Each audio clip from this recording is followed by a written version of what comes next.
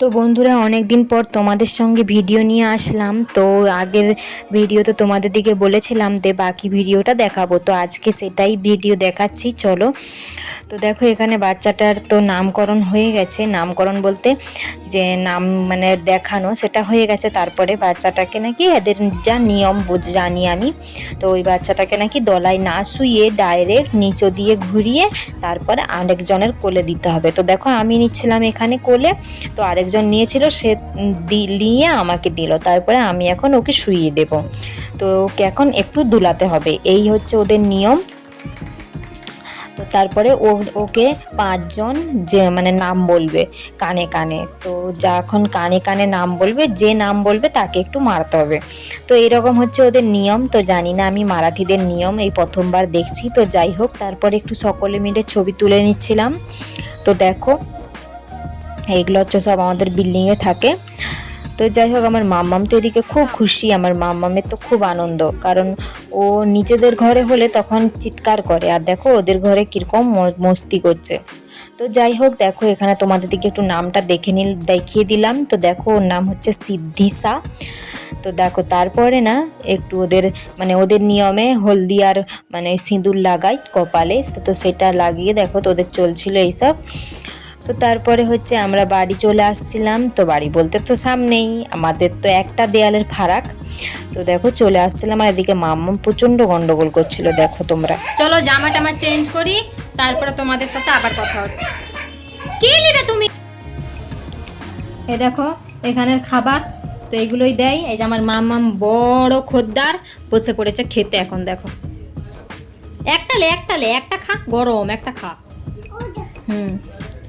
তো যাই হোক, দেখো আমার মামামের অবস্থা দেখো, এদিকে প্রচণ্ড জিলাপি খাওয়ার নেশা হয়েছে। তো দেখো খাচ্ছে ও এখানে। তো ওকে আমি কোনো কিছু বারণ করি না, যাই খাই দিই ওকে, কিন্তু এত দুষ্টুমি মানে প্রচণ্ড দুষ্টুমি করে। তো মিষ্টিটা খুব একটা খেতে চায় না, তবু দেখছি জিলাপিটা খাচ্ছে। তো চলো ও খাক তোমাদের সাথে।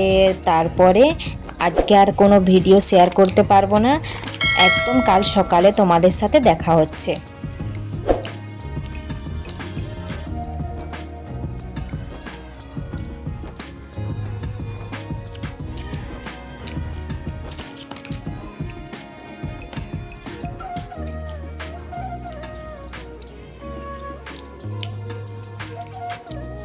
তো দেখো, এটা পরের দিনের ভিডিও। তো সকালবেলায় উঠে খাবার করে নিয়েছি, আর এদিকে মাম্মামের খাবারও করে নিয়েছি। ওকে খাইয়ে দেবো, আর আমরা যা খাই সেটাই খাবো। ও কলা দুধ আর হচ্ছে ছোলার কুটানো।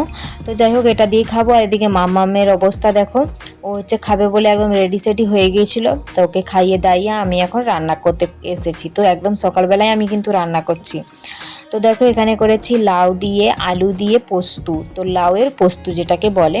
তো প্রথমে লাউ আর আলু পেঁয়াজ একসাথে দিয়ে ভালো করে ভেজে নিচ্ছি দেখো তেলে।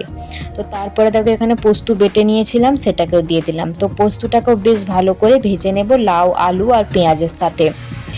তো চলো, এটাকে ভালো করে একদম মিক্স করে নেব। মিক্স করে কিছুক্ষণ ভালো করে ভেজে নেব। জানো তো, ভেজে নিলে এর টেস্টটা খুব সুন্দর আছে। পোস্ত যেমন পোস্ত ভাজা লাগে, সেরকম টেস্ট লাগে।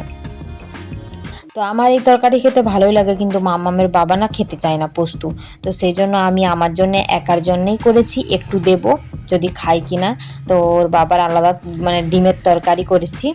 তো দেখো, এখানে হলুদ আর লঙ্কা একটু দিয়ে দিলাম পরিমাণ মতো। তো দিয়ে বেশ কিছুক্ষণ ভালো করে নেড়ে চেড়ে এখন দেখো একটু জল দিয়ে দিচ্ছি, কারণ লাউ একটু সেদ্ধ হতে দেরি হবে। আলুটা কিন্তু সেদ্ধ প্রায় হয়েই এসেছে, আর লাউটা কিন্তু সেদ্ধ হবে। তো দেখো, এখানে একটু জল দিয়ে দিলাম, আর একটু রস রাখবো যাতে আমার ভাত খাওয়ারও সুবিধা হয়। আর বাবাকে একটু দেবো বলছি, তোর বাবারও একটু ভাত খেতে সুবিধা হবে। তো দেখো, এখানে বেশ কিছুক্ষণ ভালো করে ফুটিয়ে নেব কিন্তু। তো ভালো করে ফুটে আসলে তবেই কিন্তু আমি নামিয়ে নেব। দেখো, এখন কিন্তু একদম তৈরি হয়ে গেছে। লাউটাও দেখো খুব সুন্দরভাবে সেদ্ধ হয়ে গেছে। তো আমি এখন নামিয়ে নেব, একটু নেড়ে চেড়ে নিই, নামিয়ে নেব। তোমরা চাইলে সরষের তেলও দিতে পারো, আমার কিন্তু একদম সরষের তেল আমার ভালো লাগে না। তো যাই হোক, আমি এখন নামিয়ে নিই, চলো। তো দেখো, ভাত খেতে বসে পড়েছি। এখানে দেখো ক্যামেরাটায় আলোটা পড়ছে কেমন, একদম হালচে হালচে লাগছে, কিন্তু না, এটা হলুদ কালারের হয়েছে, খুব সুন্দর দেখতে হয়েছিল। তো তো দেখো এখানে, আর এই যে মূলা শাক ভাজা করেছি, ওই দিনে মূলা নিয়ে আসছিলাম, তার তাতের সঙ্গে শাক ছিল, তো যাই হোক, আর ডিমের তরকারি। দেখো, তো যাই হোক, ভিডিওটা এই পর্যন্তই। সবাই ভালো থেকো, সুস্থ থেকো, আশা করি সকলের ভালো লাগবে। পরের ভিডিওতে আবার ফিরে আসছি।